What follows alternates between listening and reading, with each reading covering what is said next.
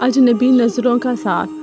رات کا وقت تھا، شہر کی روشنیاں مدھم پڑ چکی تھیں، مگر لائبریری کی ایک کھڑکی سے آتی ہلکی سی روشنی میں مہک کا چہرہ چمک رہا تھا۔ وہ تنہا ایک میز پر بیٹھی کسی ناول کی ورگردانی کر رہی تھی۔ اس کے نقوش نرم مگر پرکشش تھے اور آنکھوں میں کچھ ایسا راز چھپا تھا جو کسی دل کو بے قرار کر سکتا تھا۔ تبھی ایک آواز آئی، اکیلی خوبصورتی خطرناک ہوتی ہے، خاص طور پر جب وہ پڑھ رہی تھی۔ مہک نے چونک کر سر اٹھایا۔ اس کے سامنے اظہار کھڑا تھا، یونیورسٹی کا سب سے خود اعتماد اور دلیر لڑکا تھا۔ ہر نظریں اس کی طرف کھینچتی تھیں، آج وہ نظریں مہک پر تھیں۔ تم ہو کون؟ مہک نے سنجیدگی سے پوچھا، مگر آنکھوں میں چمک آ گئی تھی۔ اظہر نے مسکرایا، اس کی نظریں مہک کی آنکھوں سے دل تک جا پہنچی تھیں۔ میں وہ ہوں جو تمہارے خاموش لفظوں کو آواز دے سکتا ہوں۔ مہک نے سر جھکا لی، مگر دل کی دھڑکن تیز ہو چکی تھی۔ اظہر آہستہ سے اس کے قریب آیا، اس کے ہاتھوں کے پاس رکا اور کہا، اگر تم اجازت دو تو تمہاری تنہائی کا ساتھی بننا چاہتا ہوں۔ مہک نے پہلی بار دل کی بات سننے کا ارادہ کیا تھا۔ وہ جانتی تھی یہ راستہ آسان نہیں ہوگا، مگر دل کی ایک جستجو نے اسے ہاں کہنے پر مجبور کر دیا تھا۔ لمس کی وہ پہلی دستک۔ رات گہری ہو چکی تھی، مگر مہک کی نیند اڑ چکی تھی۔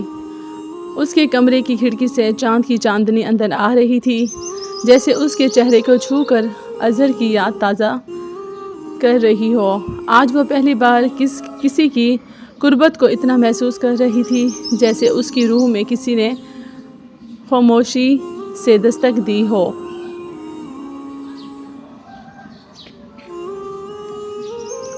فون کی اسکرین پر روشن ہوئی اظہر کا میسج تھا، اگر تم میری خاموشی سن سکو تو دل کی دھڑکنوں میں چھپے الفاظ بھی سمجھ جاؤ گی۔ مہک کے لبوں پر ایک نمی سی تیر گئی، جیسے الفاظ نے اسے چھو لیا ہو۔ اس نے پہلی بار بے خوف ہو کر دل سے جواب دیا، تمہاری خاموشی میں جو شدت ہے وہ میری تنہائی سے کہیں زیادہ پر اثر ہے۔ اگلی شام وہ دونوں کیفے کے پیچھے لی طرف بیٹھے تھے، جہاں ارد گرد صرف درختوں کی سرسباہٹ تھی۔ اظہر نے مہک کی آنکھوں میں دیکھ کر آہستہ سے اس کا ہاتھ تھاما۔ مہک کے وجود میں ایک کرن سی دوڑ گئی تھی۔ ایک لمس نیا تھا، مگر اجنبی نہیں لگا، جیسے برسوں سے مناظر تھا۔ اظہر نے اس کے کان کے قریب ہو کر کہا، جب تم چپ ہوتی ہو نا، لگتا ہے کوئی وقت تھم سا گیا ہو، بس دل کی صدا رہ گئی ہو۔ مہک نے پہلی بار خود کو مکمل عورت کی طرح محسوس کی جانے والی اس نے نظریں چرائیں، مگر دل نے روک لیا تھا۔ آج وہ خود کو روکنا نہیں چاہتی تھی۔ اظہر نے آہستہ سے اس کی تھوڑی اٹھائی اور کہا، اجازت ہے تمہیں وہ محبت دوں جو ہر حد پار کر سکے۔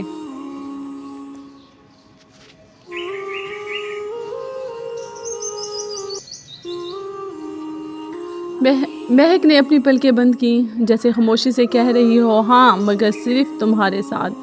لبوں کی سرگوشی۔ وہ شام حد سے زیادہ حسین تھی، موسم میں نمی سی تھی اور فضا میں جیسے محبت کی مہک تیر رہی ہو۔ اظہر نے مہک کو ایک خاموش جگہ لے آیا تھا، ایک پرانا سا کمرہ جس کی کھڑکیاں باغ کی طرف کھلتی تھیں۔ باہر بارش ہلکی ہلکی برس رہی تھی، وہ دل کے اندر جذبات کا طوفان اٹھ چکا تھا۔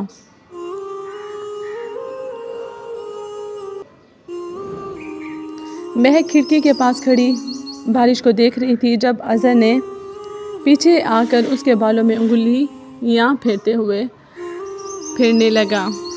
تمہارے بال بارش میں بھیگتے چاند کی روشنی جیسے لگتے ہیں۔ مہک کا سانس رکنے لگا، اس کے جسم میں ایک نرم سی کپکپاہٹ دور گئی۔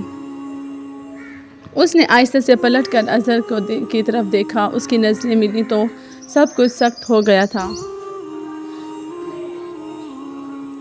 اظہر نے ہاتھ بڑھا کر اس کے گال چھوئے اور سرگوشی کی۔ تمہارے لب شاید دنیا کی سب سے حسین دعا ہے۔ مہک کی پلکیں بجھل ہو گئیں، سانسیں گہری ہو گئیں اور دل مکمل طور پر اظہر کے اختیار میں آ گیا تھا۔ وہ آہستہ سے قریب ہوا، اس کے لبوں کے پاس رک کر بولا،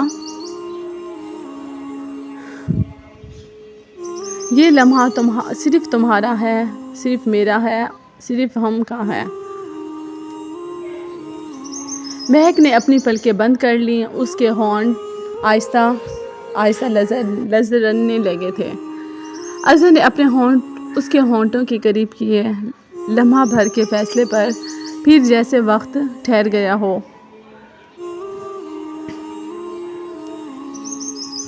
پہلا لمس نرم، گہرا اور جذبات سے لبریز۔ وہ بوسہ نہ صرف دو جسموں کا وسائل تھا بلکہ دو روحوں کا گواہ بھی۔ ہوا نے خوشبو بدلی، بارش نے رفتار بڑھائی اور کمرے میں صرف دلوں کی دھڑکن باقی رہ گئی تھی۔ مہک اظہر کے سینے سے لگ گئی، اس کے ہاتھ اظہر کی گردن لپٹ گئے اور محبت نے اپنی مکمل صورت اختیار کر لی تھی۔ جسم و جاں کا میل۔ کمرے میں ہلکی سی مدھم روشنی جل رہی تھی اور بارش کی رم جھم اب موسیقی بن چکی تھی۔ اظہر نے مہک کو اپنے بازوؤں میں لیا ہوا تھا، ایسا لمس جیسے روح کو چھو رہا ہو۔ نہ کوئی بات، نہ کوئی سوال، صرف سانسیں ہی سانسیں تھیں جو ایک دوسرے سے الجھ چکی تھیں۔ مہک کے چہرے پر شرمیلی سی سرخی پھیل چکی تھی، مگر آنکھوں میں ایک ایسا اعتماد تھا جو صرف سچی محبت ہی پیدا کرتی ہے۔ اظہر نے آہستہ سے اس کی گردن پر لب رکھے، نرم دھیرے، جیسے وقت کو چھک رہا ہو۔ تم میری خواہش نہیں، میری عبادت ہو مہک۔ وہ سرگوشی کر گیا۔ مہک کی سانس تیز ہو گئی۔ اس نے آنکھیں بند کر کے اظہر کے لمس کو اپنے اندر جذب کرنا شروع کر دیا۔ وہ اظہر کے سینے سے لگی جیسے اس میں چھپ جانا چاہتی ہو۔ اظہر کے ہاتھ اس کے کمر سے ہوتے ہوئے اس کی پشت پر ٹھہرے اور اس نے نرمی سے اسے خود میں سمیٹ لیا تھا۔